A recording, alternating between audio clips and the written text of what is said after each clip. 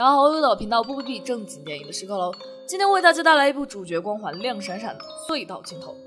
故事从男主和他的狗开始说起。狗的年纪很大了，活着很痛苦，于是男主试图对它进行完全无痛苦的安乐死。除此之外，他住的房间中有好几间闲置，决定出租。于是，一对母女立马决定租下其中的一间。这天，女儿走丢了，于是女主就去别野后的树林里找，很多稀奇古怪的东西遮掩在其中，看起来已经废弃很久了。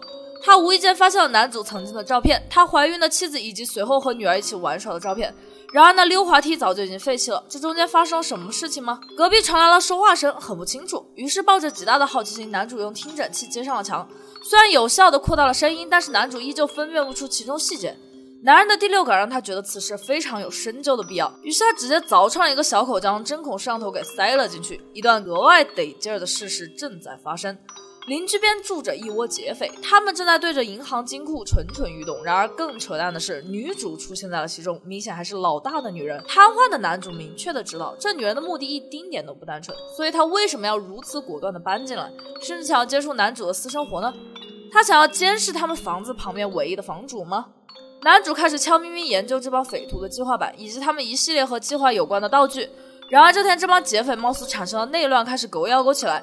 因为其中一个卷毛的身上竟然发现了私人手机，他很有可能已经把他们的地址传给外面任何一个人了。然而卷毛只是想要撩妹子才拿手机的。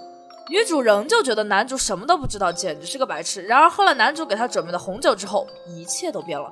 里面下了安眠药，顺便把他捆在了床上，并且给他播放了这帮劫匪的残暴行径。随着渐渐深入，男主决定把自己锁上很久的女儿房间开放给女主的女儿。然而男主的计划简直更加灵性，他除了双脚瘫痪人都能够挖地道的装置。他告诉女主，他决定将这帮劫匪弄来的钱给吞掉，来一个真正的黑吃黑。女主由于双层恐惧的原因，立马惊恐地阻止了男主，毕竟这帮人很有本事，而男主只是一个瘫痪的残疾人。于是男主已经开始挖通往隔壁的地道了。劫匪这边好像也没有那么顺利，按照地图明明没有这么一条管道，然而实际上确实是多了一条管道，这会让他们多拖延2天的进程，他们会改变整个挖掘点和爆破点。男主的地道已经容许他可以进入劫匪团的地道系统了，他就要到目标地点的时候，这帮劫匪突然回来加入了地道地图中，男主只能在地道里趴着止步不前。然而入口的地方竟然露出了一双腿，男主抗这不是个事儿，最后还是回到了自己家里。女主的女儿小贝突然不见了，男主找遍了整个家都没找到，直到他发现小贝出现在了隔壁。此时此刻劫匪团回来了，小贝躲在了楼梯下面的货物旁，劫匪团已经挖到了保险箱的下面了，接下来就能进入银行拿到最终目标了。劫匪团团长表示自己要为了妹子洗手不干了，这是他的最后一笔。银行高管和他们合作的原因是让他们去保险柜里拿一个信封，他要用这个信封去做什么和他们没有关系，只需要信封到手，这整个合作就算是完成。小贝趁着他们都走了，立马从地道回到男主家里。然而小贝的事情远没有那么简单，他平时有中度的自闭症，所以并不怎么会和人说话，但唯独会对男主家的狗狗说话。男主随后在狗项圈上安装了录音仪器，按照逻辑来说，女儿之所以不能说话，多半和团长有密不可分的关系。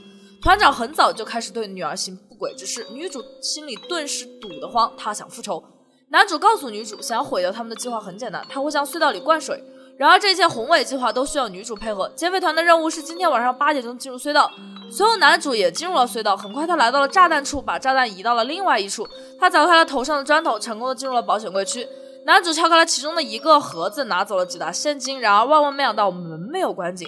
正他准备回去的时候，劫匪团已经决定要引爆炸弹了。炸弹引爆的瞬间，男主成功回到了保险柜区，随后他趁乱开始在地道中逃窜，千钧一发，他也成功回到了自己家里。男主之前那通操作并未改变他们的进程，他们还是成功到达了银行保险柜区，同时注意到男主打开那个柜门没有被关紧。拿完该拿的东西准备撤离的时候，水管开始漏了，他们开始趟水撤离。地道很有可能会坍塌，男主还是漏了踪迹，让内部人员发现了。